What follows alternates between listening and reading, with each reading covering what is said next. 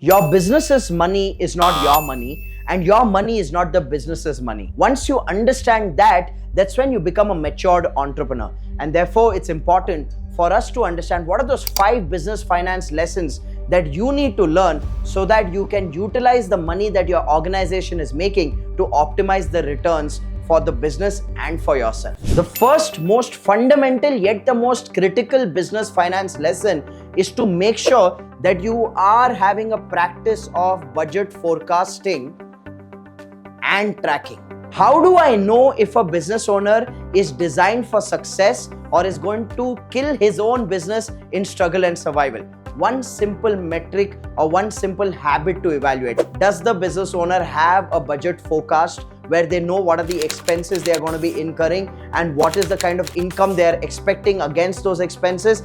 And are they tracking those expenses on a constant basis and measuring it against their income so that they are being prudent with the money that they are spending on their expenses? If you're not having this habit, I can tell you this: you may call yourself a passionate entrepreneur, you may call yourself a product expert, none of that matters because you're not having the fundamentals in place of forecasting your budgets and tracking those budgets. Look, the truth is this: human beings lie. Numbers don't lie. And when you have numbers in front of you, those numbers become your mentors because the numbers tell you what's working, what's not working. You got to use the numbers as your mentor and let that data guide you in decision making. And for that, you need to have a strong forecasting and tracking mechanism. The second critical business finance lesson that you need to learn as a business owner very early is the role of debt.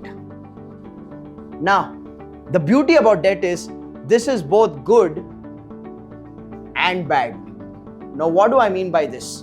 If you are going to be borrowing money to sustain the fixed expenses of your business, to pay salaries on time, rent on time, suppliers on time, then that's a trap. That's a suicide operation, because if you're not capable of making enough money to sustain the fixed expenses of your business, that means that the skills, systems, and strategies that you have currently are not up to the mark. And you are just using money as a replacement to incompetent capabilities, incompetent systems and strategies, thinking that that borrowed money will get you out of your problems. But that's not true, my friend. Debt for survival is a curse. Avoid it at all costs. Debt for growth is amazing, which means what? The moment you've proven your strategies, your systems, and your skills work, and you're able to make money consistently, that's when you should be open to taking debt and utilizing that debt for growth. Debt for growth is fantastic. Debt for survival is death. Just remember that and solidify that principle, because a lot of business owners, what happens is that they're desperate to borrow money when they actually don't deserve to borrow money,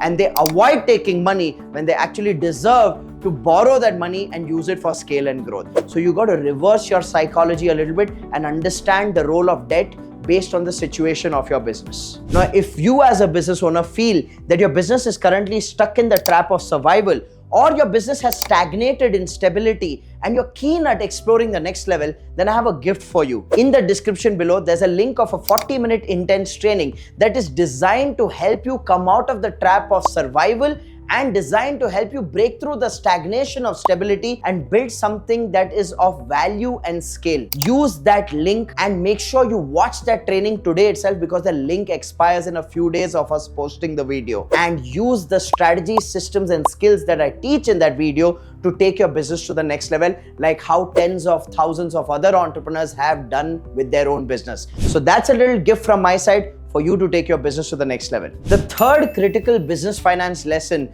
that every business owner needs to learn is to optimize their profits.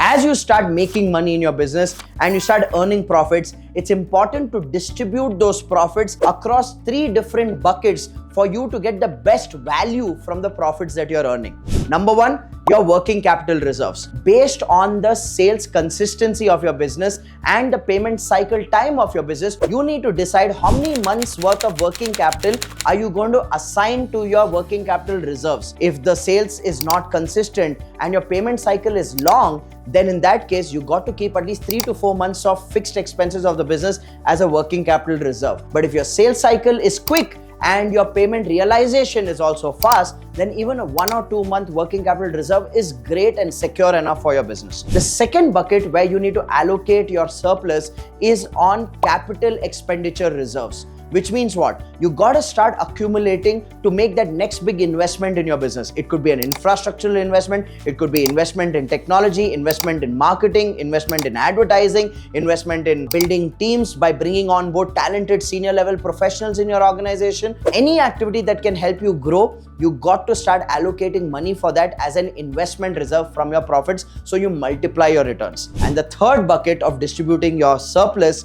is for the purpose of distribution to your team and to yourself. This is where you create a quota or a budget for distributing bonuses to the team based on the performance of the business, and also to pay yourself a profit based on the performance of the business. So it's very important to optimize your profits and not just take everything for yourself or just keep it in the business lying idle. You got to play with that money across these three categories to optimize the returns and get the maximum value out of the money that you're making. The fourth business finance lesson, which I feel can be a game changer once you actually get it as a business owner, is to leverage the power of investing. A lot of business owners have a broken emotional relationship with money. There's a lot of fear about money going away, money being lost. And because of this fear, the business owner is always thinking about how can I save, how can I save, how can I save. If you're only thinking about how can I save, you're not answering the question of how will you make the money.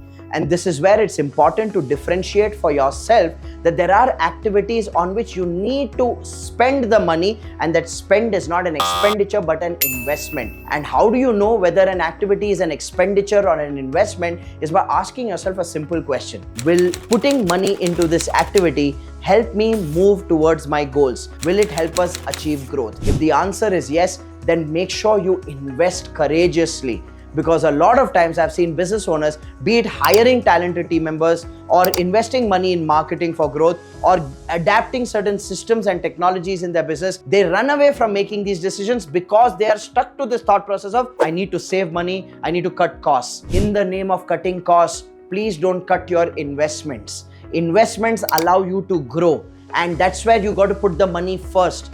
I understand saving is important, but in the name of saving, if you're losing an opportunity, then that is immaturity. And that's why I say you got to leverage the power of investing in your business. Any activity that can give you growth, any activity that can move you to the next level, any activity that can move you towards your goals is an investment.